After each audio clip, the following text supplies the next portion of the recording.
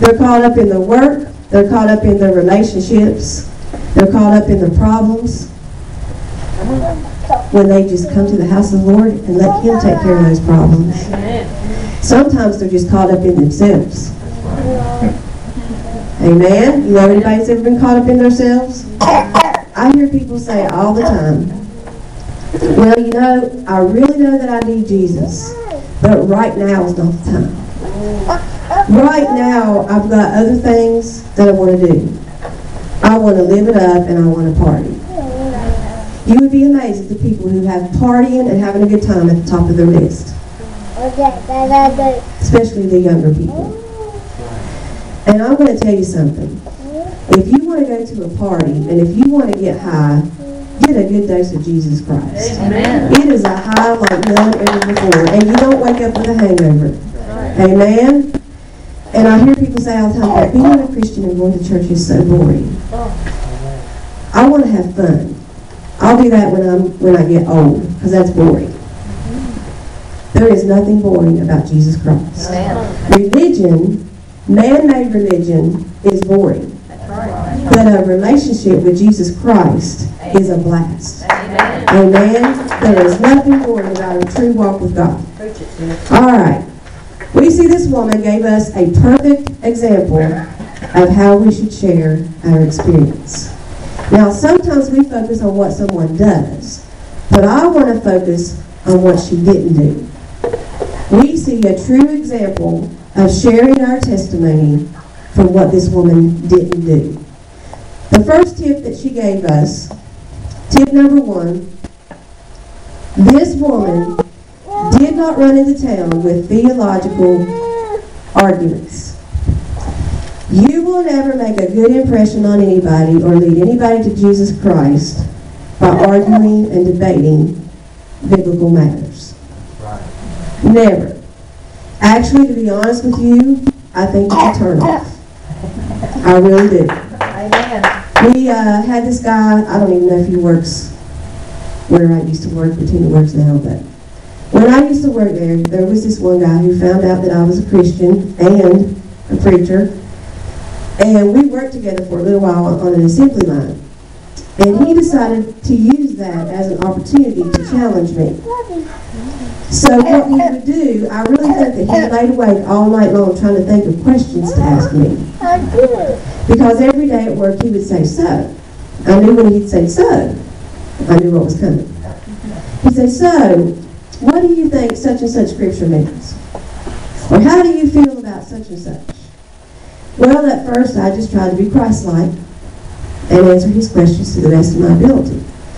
Well, then what would happen is he would find something he disagreed with me on, and he wanted to argue about it. So finally, I got smart, and I started just giving him very short, direct answers, or sometimes I would just say, well, I would really like to keep that to myself. And one day he asked me, he said, why do you keep doing that? You used to talk about these things. Why don't you answer my questions anymore?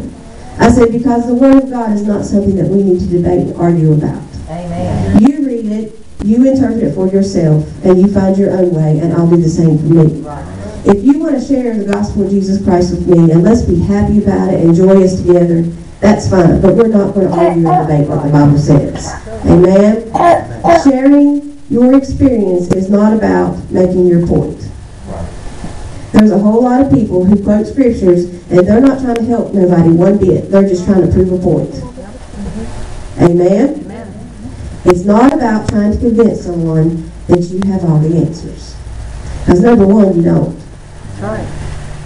Nobody has all the answers. Jesus is the answer. Amen? I've never liked debating beliefs with others, and I guarantee you, I could give you a list of topics. I could put up 30 topics on this screen and ask you how you feel about it, and there wouldn't be 2 people in this room that would agree exactly on every topic. Amen. We're all going to see things differently. Amen? Amen? This is why a lot of people turn their nose up to the church. Because they see people arguing and debating and making big deals out of little things that really aren't important. That's right. And they say, if that's what the church is all about, then I don't need it.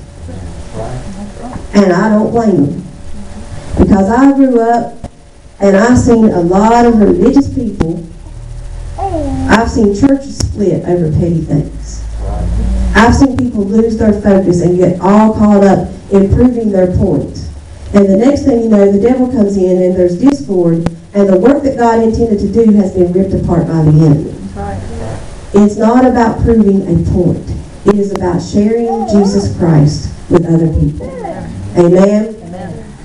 They see so-called Christians arguing over, people argue over crazy stuff. I've heard people argue about salvation. I've heard people argue about how you're baptized. I've heard people argue about what you should wear and shouldn't wear to church. People argue about speaking in tongues. I'm going to tell you, if you don't believe in speaking tongues, you don't have to, but I believe it. It's biblical. But I'm not going to argue with you about it. You don't have to do it, but I'm going to do it when the Lord speaks to me to do it. Amen? Hear people argue about women preachers. Well, I guess you know how I feel about that one. Because I'm standing here. None of that is really, when you think about it, it's not really what's important. What's important is that we lead people to Jesus. When we lead people to Jesus, when they have questions, He will give them the answers that they need. We don't have to beat people over the head with our beliefs. Amen? And I don't believe for any minute that there is a Christian here who knows it all anyway. There might be some who think they do. But nobody knows it all. None of us know it all. None of us have all the answers. The second tip that this woman gives us through her example, she did not run into town and criticize their lifestyle. This is a good one. Sharing your experience does not mean that you walk around all proud saying, look how righteous I am and how unrighteous you are not. That is not sharing your experience. You know, it's sad, but it's true that sometimes Christians can be the most critical, criticizing people there are. They're the most judgmental. We get so spiritual. We think we're spiritual.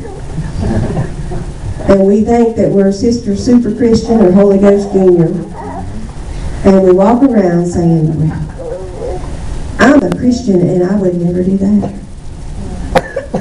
Or I'm a Christian, I would have never said those words. You wouldn't have heard that come out of my mouth. I'm a Christian, I wouldn't act that way.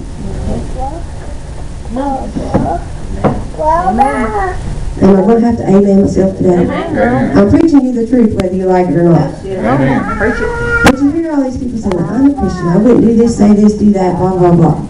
Well, that may be true. You may not. But it is not your job to tell other people that they should. That job belongs to the Holy Spirit. Amen? Now, I'm not talking about somebody asking you, do you think this is wrong, blah, blah, blah. That's different. But it is not your job to go around pointing other people's sins out. Come on now. This woman didn't run into the crowd that day, run into town, and say, all right, you sinful people, Jesus did this for me, and you all need to straighten up. Did she? Yeah. She didn't point out and expose sins. Well, I know what you did last summer. Come on. I know where you went last night. I know who you was talking to yesterday. You need to get right with God. You ever heard somebody say that to you? Yeah. Or I've heard people say, you need to turn or you're going to burn. Yep. It is not our job. That is not what sharing your experience is. There are no big sins and little sins, and if you're judging and criticizing somebody else, then you're sinning just like they are. You're no different and you're no better. She just went and told those people what Jesus did for her. Very simple. That is all she did. That's all she had to do. Because if you start telling people about His goodness, they're going to want to hear what you have to say. They've already heard people bashing them with the Bible. They've already heard people judging them and putting them down. But you tell them how loving and merciful and kind God is and how He has changed your life. That's something they'll be interested in to hear. Amen. Amen. James 4:12 says, there is only one lawgiver and judge, the one who is able to save and destroy, but you, who are you to judge your neighbor? There is only how many Lawgivers and judges?